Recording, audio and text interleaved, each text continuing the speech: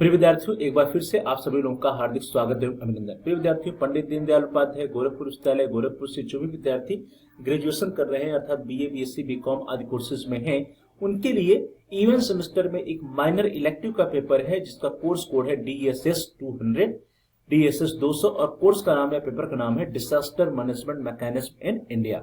प्रिय विद्यार्थियों, सत्र 2024-25 में जो भी विद्यार्थी इवन सेमेस्टर अर्थात सेकंड, फोर्थ या सिक्स सेमेस्टर में थे, उनके लिए इस माइनर इलेक्टिव का जो पेपर का जो एग्जाम हुआ था वह 11 मई 2025 को संपन्न हुआ।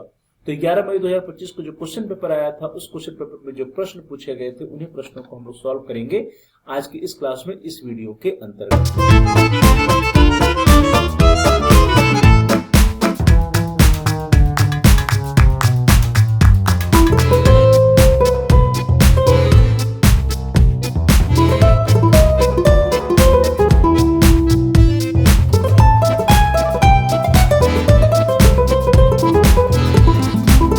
क्वेश्चन पेपर ओपन करते हैं, जो क्वेश्चन पेपर 11 मई 2025 को आपके लिए आया था।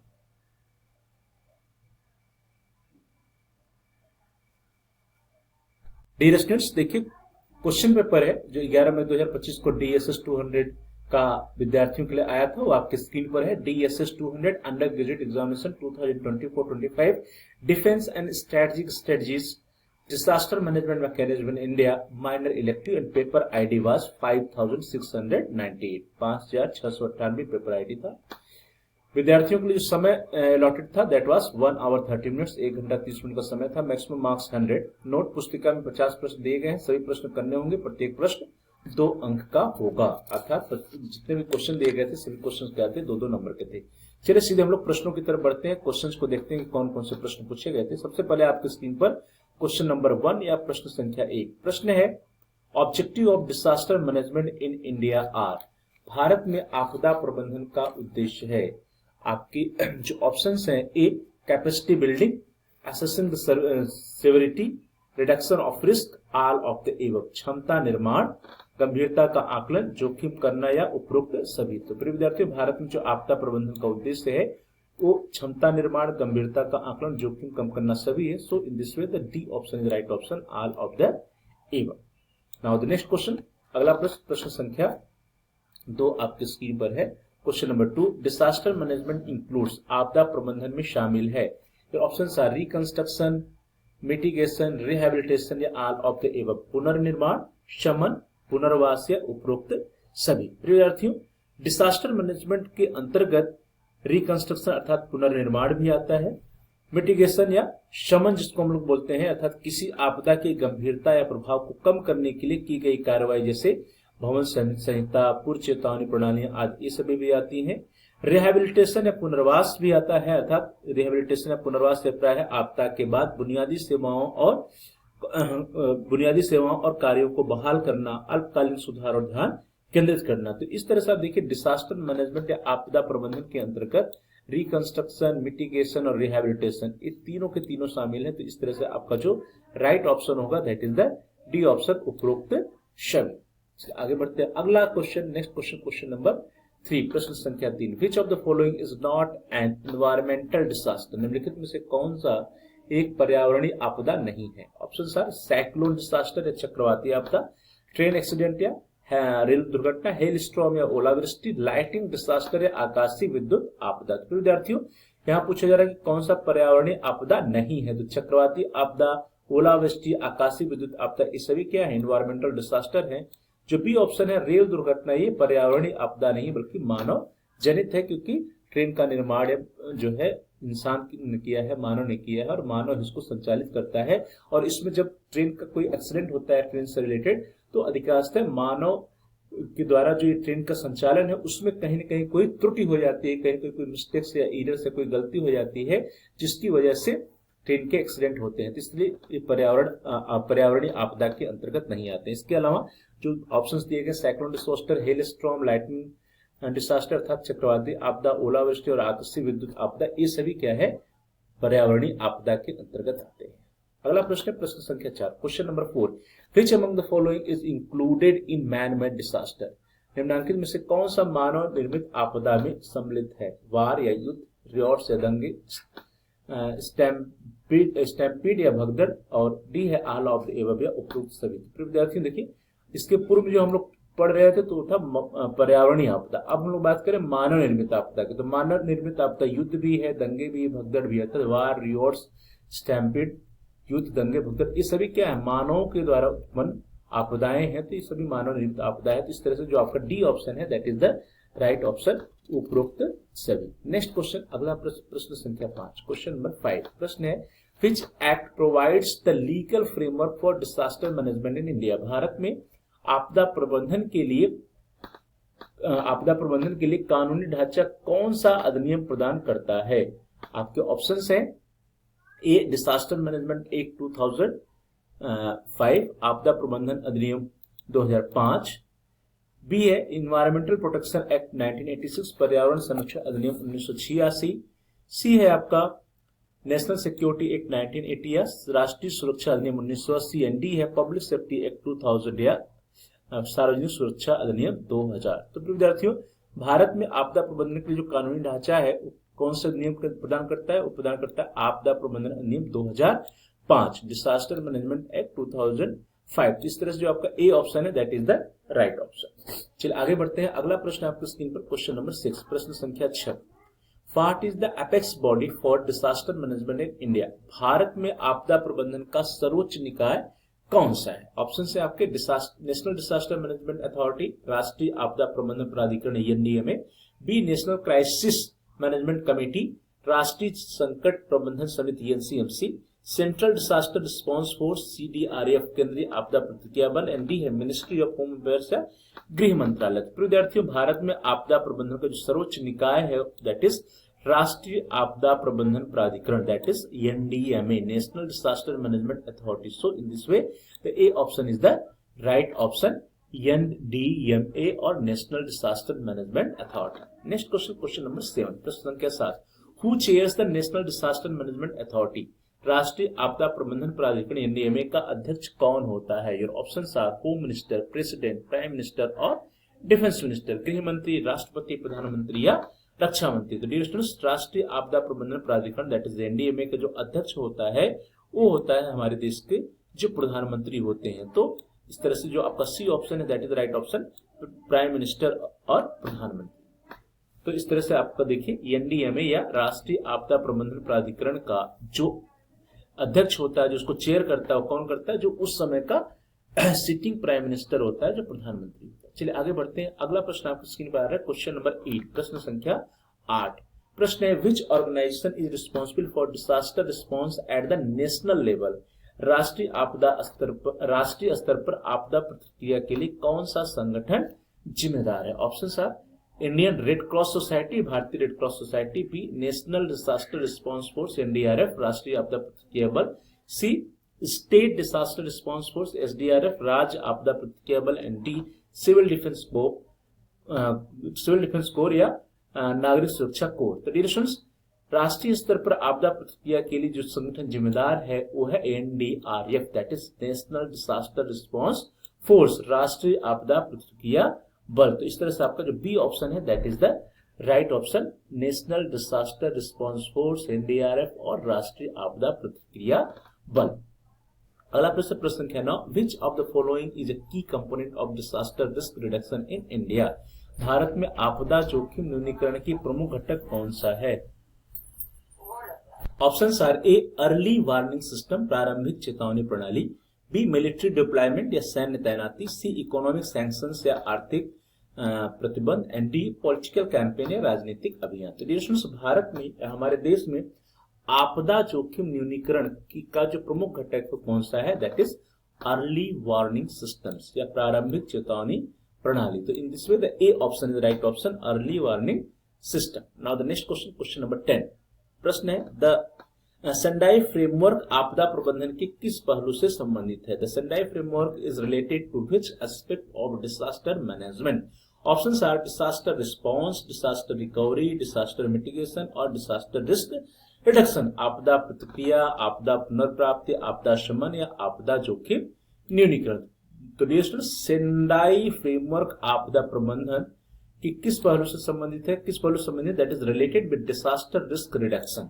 आपदा जोखिम न्यूनीकरण। तो इन this way the D option is right option. जो डी ऑप्शन है आपका that is the right option. अगला प्रश्न है प्रश्न संख्या 11, क्वेश्चन नंबर 11। प्रश्न है which ministry overseas the national earthquake risk mitigation project. राष्ट्रीय भूकंप जोखिम न्यूनीकरण परियोजना की देखरेख कौन सा मंत्रालय करता है? Your options are ministry of home affairs, ministry of earth science, ministry of housing and urban affairs और डी है मिनिस्ट्री ऑफ एनवायरमेंट। गृह मंत्रालय, पृथ्वी विज्ञान मंत्रालय, आवास और शहरी मामलों का मंत्रालय, पर्यावरण मंत्रालय। तो डियर स्टूडेंट्स, राष्ट्रीय भूकंप जोखिम न्यूनीकरण परियोजना की जो देखरेख है वो कौन सा मंत्रालय करता है? That is by ministry of home affairs. गृह मंत्रालय के द्वारा इसकी देखरेख की जाती है। So in this way the A option is the right option. Next question, question number 12। What is the primary role of the State Disaster Management Authority, that is SDMA? राज्य आपदा प्रबंधन प्राधिकरण SDMA का प्राथमिक भूमिका क्या है? Options are to enforce national laws, राष्ट्रीय कानूनों को लागू करना, B to coordinate disaster management at the state level, राज्य स्तर पर आपदा प्रबंधन का समन्वय, C to provide international aid, अंतरराष्ट्रीय सहायता प्रदान करना और D to conduct military operation से सैन्य अभियान संचालित करना। तो राज्य आपदा प्रबंधन प्राधिकरण का जो प्राथमिक भूमिका है वह है राज्य स्तर पर आपदा प्रबंधन का समन्वय। So in this way the B option is right option, to coordinate disaster management at the state level. Next question, question number 13, प्रश्न संख्या 13। प्रश्न है which of the following is not a phase of disaster management. निम्नलिखित में से कौन सा आपदा प्रबंधन का चरण नहीं है? Options are preparedness, response, recovery and regulation, तैयारी, प्रतिक्रिया, पुनर्प्राप्ति या नियमन। तो डियर आपदा प्रबंधन के जो स्टेप्स हैं, जो चरण हैं, जो फेजेज हैं, उसमें प्रिपेयर्डनेस, रिस्पांस, रिकवरी अर्थात तैयारी, प्रतिक्रिया और पुनर्प्राप्ति सभी आते हैं। जो डी ऑप्शन आपका रेगुलेशंस या नियमन, वो जो है आपदा प्रबंधन का चरण नहीं है। तो इन दिस में जो डी ऑप्शन है that is the right option, नियमन और regulations. Next question, question number 14, प्रश्न संख्या 14। प्रश्न है which Indian state was the first to establish a state disaster response force, that is SDRF। किस भारतीय राज्य ने सबसे पहले राज्य आपदा प्रतिक्रिया बल SDRF स्थापित किया? ऑप्शंस हैं आपके गुजरात, तमिलनाडु, उड़ीसा एंड असम। विद्यार्थियों, जो उड़ीसा है, उड़ीसा ने 1999 में 1999 में उड़ीसा ने SDRF स्थापित किया। तो इस तरह से आपका जो सी ऑप्शन है that is the right option, Orissa. Next question, question number 15, प्रश्न संख्या 15। प्रश्न है how many battalions of NDRF are there working at present. वर्तमान समय में NDRF की कितनी बटालियन कार्यरत है? आपके ऑप्शन है 6, 8, 12 और 14। ये क्वेश्चन जो है ये थोड़ा सा इस क्वेश्चन में जो है सुधार की आवश्यकता है, क्योंकि वर्तमान समय में जो जितने बटालियन NDRF की कार्यरत हैं वो कितनी है? वो है 60। कितनी है? 8 बटालियन पहले थी, शुरुआत में 8 बटालियन थे और अभी कितनी है? 16। तो यहाँ पे चूंकि प्रश्न लिखा है एट प्रेजेंट, तो एट प्रेजेंट का मतलब है कि यहाँ पे 16 ऑप्शन होना चाहिए, तो 16 ऑप्शन नहीं है, इसलिए ये प्रश्न जो है संशय के घेरे में आता है। इस प्रश्न को जो है संशय के घेरे में, इनिशियल अगर पूछता कि इनिशियल में कितने बटालियन थे तो 8 थे। कितने थे? 8। लेकिन कह रहा है कि वर्तमान में कितनी बटालियन करे, तो वर्तमान समय में वो कितनी है? 16 है, 16 है, और जो कि आपके ऑप्शंस में नहीं दिया गया है। तो ये थोड़ा प्रश्न जो है संशय में है।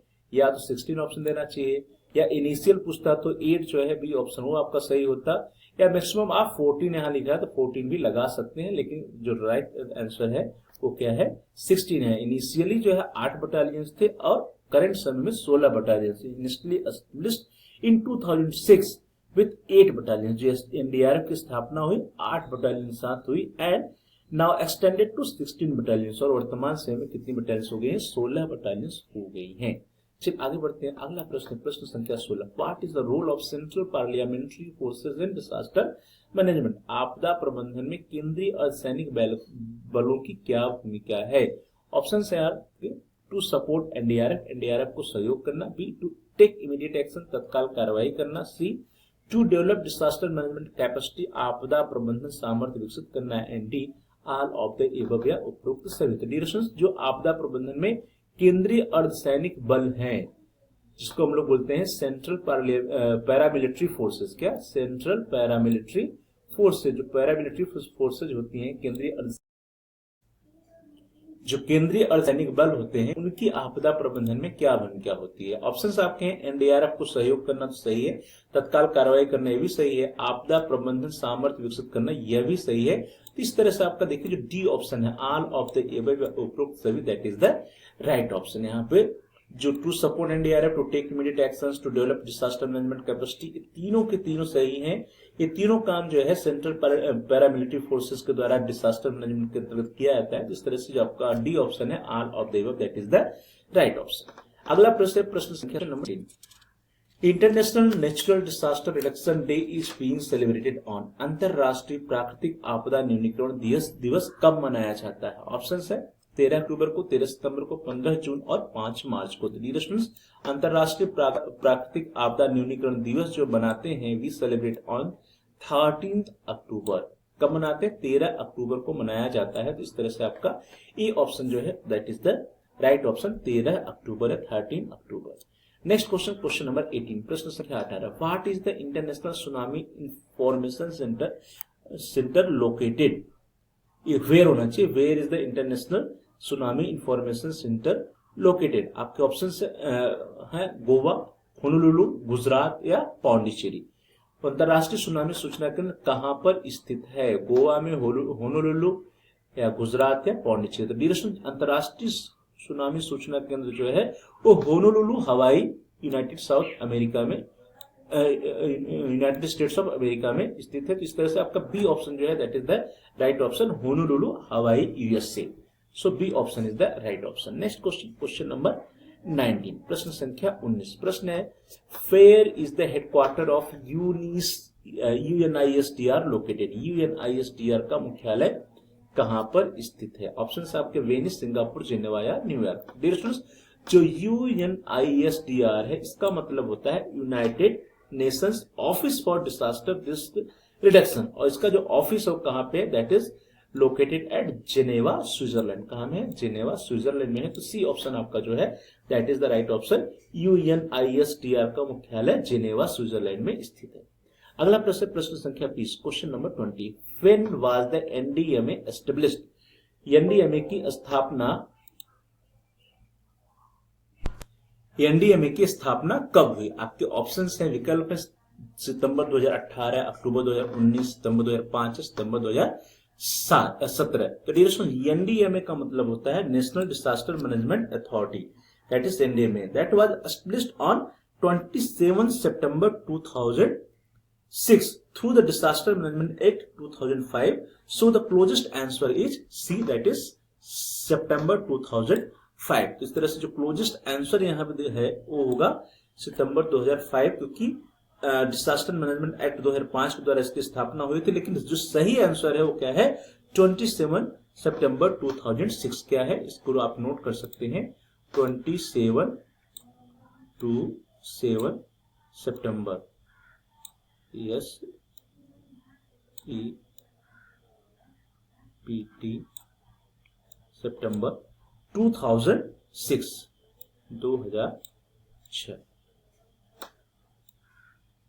इसका राइट आंसर होगा। लेकिन यहां पे जितने ऑप्शंस देंगे उसमें से जो क्लोजेस्ट आंसर है आपका, दैट इज सितंबर 2005, क्योंकि जो एक्ट था नेशनल डिजास्टर मैनेजमेंट एक्ट 2005, उसके द्वारा इसकी स्थापना की गई थी।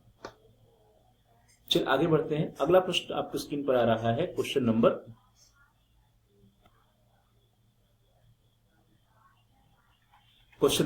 21। प्रश्न है, विच one of the following is the not a natural disaster?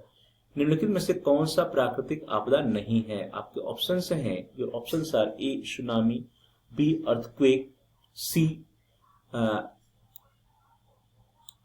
Hellman, that is उष्ण लहर, एंड डी टेररिज्म या आतंकवाद। तो देखिए ऑप्शन से ही क्लियर है, ये कह रहा है कि कौन सा नेचुरल डिजास्टर नहीं है।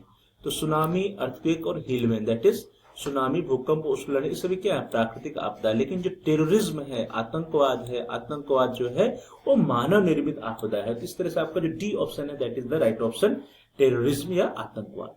अगला प्रश्न है प्रश्न संख्या 22, क्वेश्चन नंबर 22। प्रश्न है in which year did Kalpakkam nuclear accident occur? Kalpakkam नाभिकीय दुर्घटना किस वर्ष हुई थी? आपके ऑप्शंस है 1987, 1987, 1985, 1986 या 1990 में। तो डियर कल्पाकम न्यूक्लियर एक्सीडेंट और कल्पाकम नाभिकीय दुर्घटना जो हुई थी वो दैट वाज हैपेंड इन 1985। कब हुई थी? 1985 में हुई थी। So in this the B option is right option.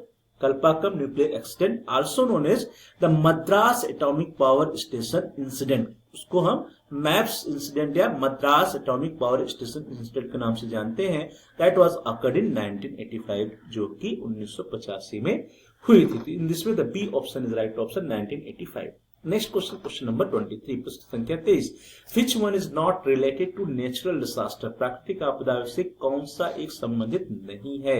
Options are cold wave, शीतलहर, फ्लड, बाढ़, साइक्लोन चक्रवात या डिफॉरेस्टेशन, निर्विकरण। तो डियर यहाँ पे देखिए फिर से वही प्रश्न है, प्राकृतिक आपदा के अंतर्गत कौन सा नहीं आता है?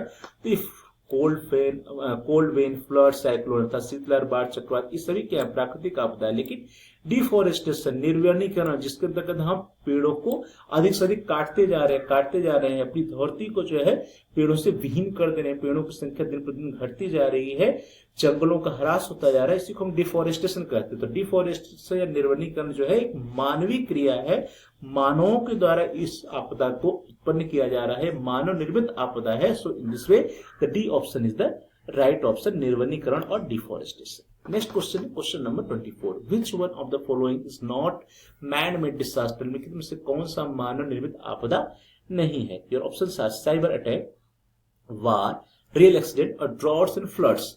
तो देखिए पहला है साइबर हमला, दूसरा है युद्ध, तीसरा है रेल दुर्घटना। ये तीनों के तीनों क्या है? मानव निर्मित आपदाएं हैं। लेकिन droughts and floods that is अकाल पड़ना या बाढ़ आना, ये सभी क्या है?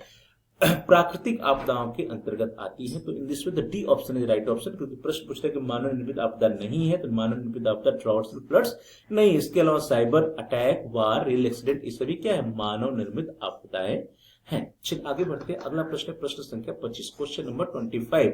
प्रश्न है who initially released India's first disaster management act?